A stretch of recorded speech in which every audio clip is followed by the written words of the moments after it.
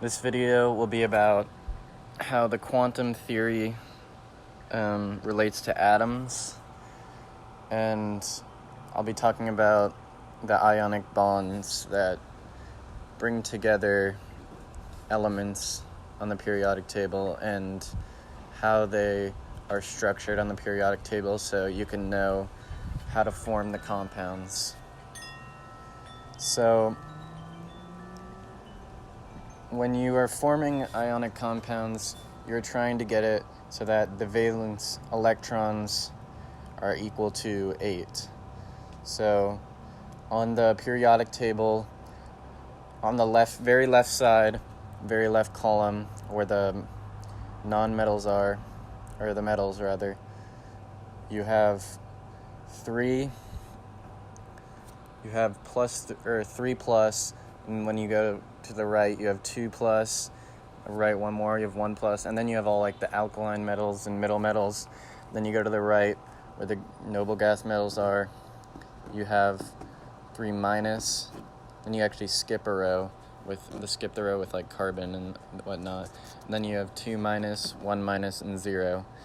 So you're gonna want to find the least common factor of whatever you have. So if you have one metal, let's say sodium, and one metal, bromine, since bromine is on the certain row where it is 1, so it's minus 1, and then sodium would also be 1, then you just have 1 of each electron going in between them.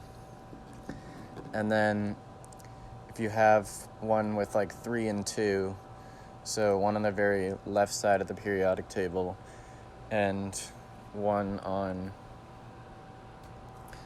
the non-metals, one that's 3 minus, or no, one that's 2 minus on the non-metal side, you're gonna swap them.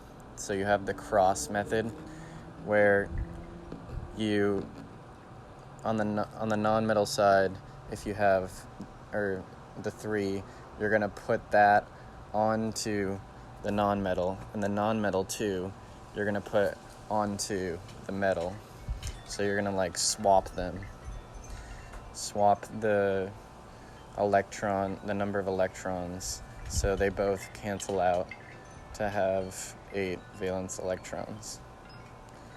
So obviously only some ions can work together. It has to be easily able to balance out with electrons. And then another thing that I'll talk about briefly is metals.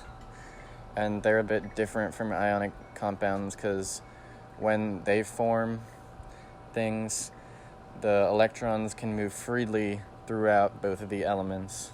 So things like brass, silver, and then steel, they're 2 metals combined together, but the electrons, unlike the ions, they can move throughout both elements, and in ions they just give each other electrons, and that's how they form.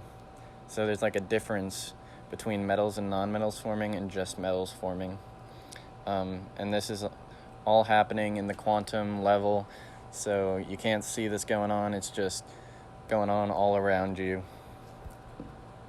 and we use these in every day.